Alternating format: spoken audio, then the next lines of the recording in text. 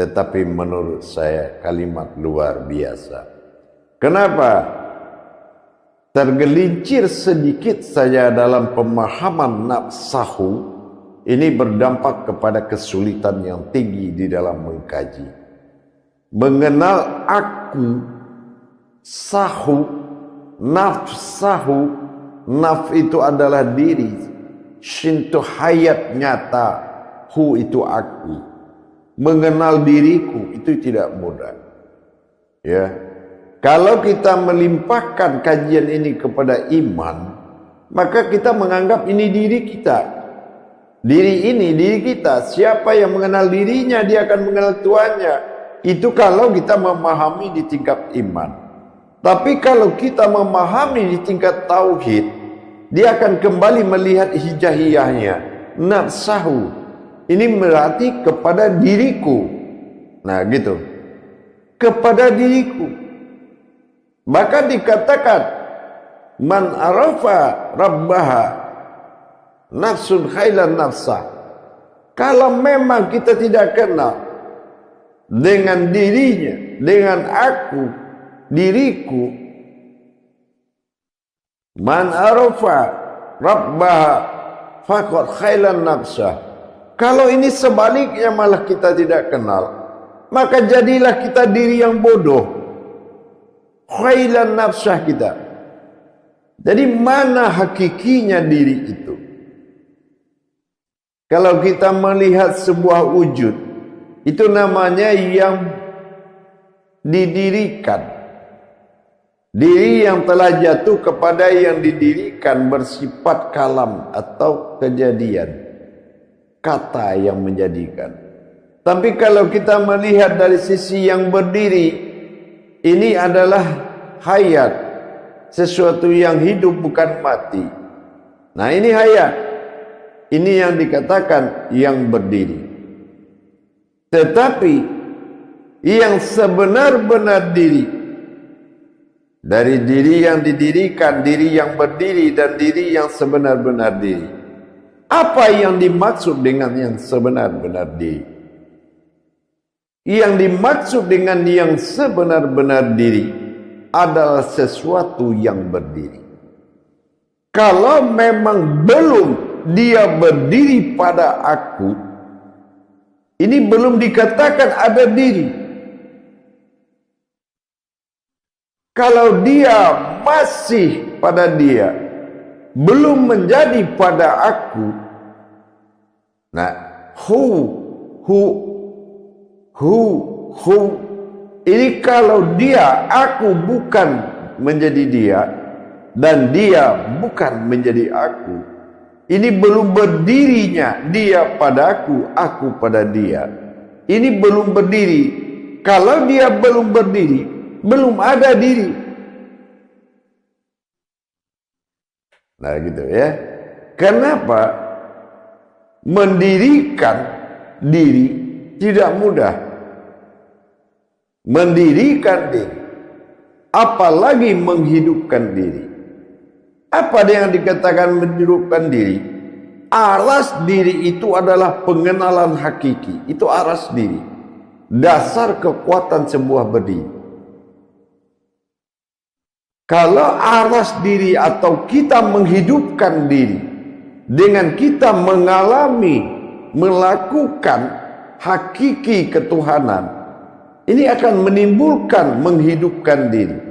Orang yang beribadah dengan ilmunya ke masjid, itu orang yang menghidupkan diri. Kalau ibadahnya benar-benar dilakukan dengan ilmunya. Jadi yang dikatakan sebenar-benar diri adalah mendirikan aku yang berdiri. Kalau sudah aku yang berdiri, adalah dia yang terlihat. Ini namanya diri. Tapi kalau belum dia berdiri, tidak ada istilah kata diri. Jemaah yang dirahmati Allah rahimakumullah. Kalau kita membahas dari akhbariyah, ya kita lihat. Kalau kita membahas diri dari akhbariyah, Zahirku Allah, wujudku Muhammad berupa-rupa pada Adam. Ahbariyah. Tapi kalau kita melihat dari sisi kekuasaan qudsi Allah, mengenal diri adalah sesuatu yang maujud, menjadi hayat sumbernya diri. Itulah amruhu. Itu diri yang berdiri. Rabbil alamin, penampakan hayat. Kalau kita lihat dari sisi ilmu, sesuatu yang berdiri. Mana yang didirikan yang sebenar-benar diri? Atau terlihatnya aku pada diri. Terlihatnya aku berwujud diri. Siratal ladzina an'amta alaihim. Siratal ladzi, singkirkan kemanusiaanmu. Ladzi itu orang-orang. Maka aku an batin am terlihat. Ta'ala Tuhan ihim berwujud diri. Bi alaihim. Berasal dari bi alaihim kasroh yang bertajali, ayat yang terlihat hidup.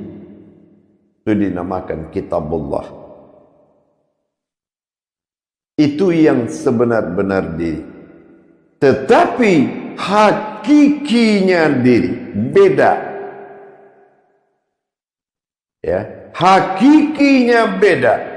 Hakiki diri yang sebenarnya adalah sesuatu yang berdiri. Itu yang hakikinya diri.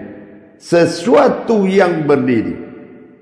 Apa yang dikatakan sesuatu yang berdiri? Yaitu bukanlah diri, tetapi sesuatu yang berdiri. Ini adalah jiwa ragaku.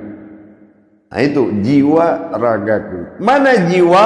Dia yang tersembunyi. Mana raga? Dia yang terlihat. Inilah bentuk hidupnya berupa jiwa. Ini adalah hakikinya diri, yaitu sesuatu yang berdiri. Bertajali dari alam tak terhingga kepada kata gerak jantung digemakan pada sir hu, yaitu gemaku. Maka aku mengatasi dan meliputi dan menelan semua pengakuan, melainkan aku. Disitulah naiknya, awal napas naik, di situ terjadilah kehidupan pertama, namanya jiwa. Jiwa inilah yang terlihat berwujud raga. Begitu batin sejati, napas pertama pada detak jantung pertama ada, maka disitulah terjadinya aku. Jadi yang berdiri, yang dikatakan diri adalah sejatinya diri, adalah dia yang berdiri padaku. Kalau dia berdiri padaku, itulah sejatinya diri. Dengan demikian kita sudah bisa memahami dan berwawasan lebih paham lagi, lebih hakiki lagi. Kalau kita hanya melihat sesuatu yang didirikan adalah jasad dalam amaliyah, sesuatu yang berdiri adalah tubuh dalam iman, yang mana iman mengatakan zahirku Allah, wujudku Muhammad berupa pada Adam. Itu hakikat.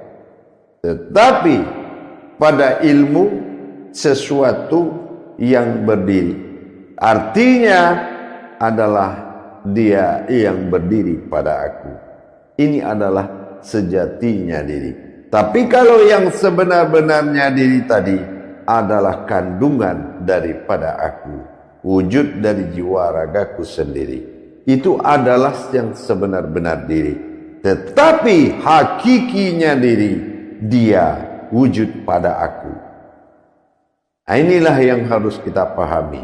Saya harapkan kepada kita umat muslim, Tuhan itu kajian diri, diri itu kajian Tuhan. Bukan beda diri dengan Tuhan. Tuhan berdiri, diri itu Tuhan. Artinya berdirilah Tuhan. Arti berdiri Tuhan adalah wujud bagi Tuhan. Wujud bagi Tuhan, mawujud bagi Muhammad. Zahir bagi Allah, zahiru Rabbi. Jadi penguasaan. Jadi kalau kita sudah paham tajalli diri, diri yang sebenar-benar diri adalah hakikinya diri. Hakiki dari diri adalah berdirinya dia pada aku. Dengan demikian kita mengerti bagaimana bekerjanya napas ini sebagai nyawa bagi sekalian alam. Tapi napas bagi diri adalah batin abadi yang bisa menemui aku pada dalam napasku sendiri. Bagaimana menemui dia pada napas? Maka napas adalah tajalli batin abadi, yang mana dalam batin abadi bertajalli dari situ, yaitu batin sejati. Batin sejati inilah yang naik dan turun. Bukan dia naik meninggalkan yang turun, bukan turun meninggalkan yang naik, tapi dia membawa kata dan berkata setiap kata. Inilah orang yang sibuk dengan kata. Orang manusia, kemanusiaannya sibuk berkata-kata di muka bumi, tapi para wali sibuk mendengarkan kata.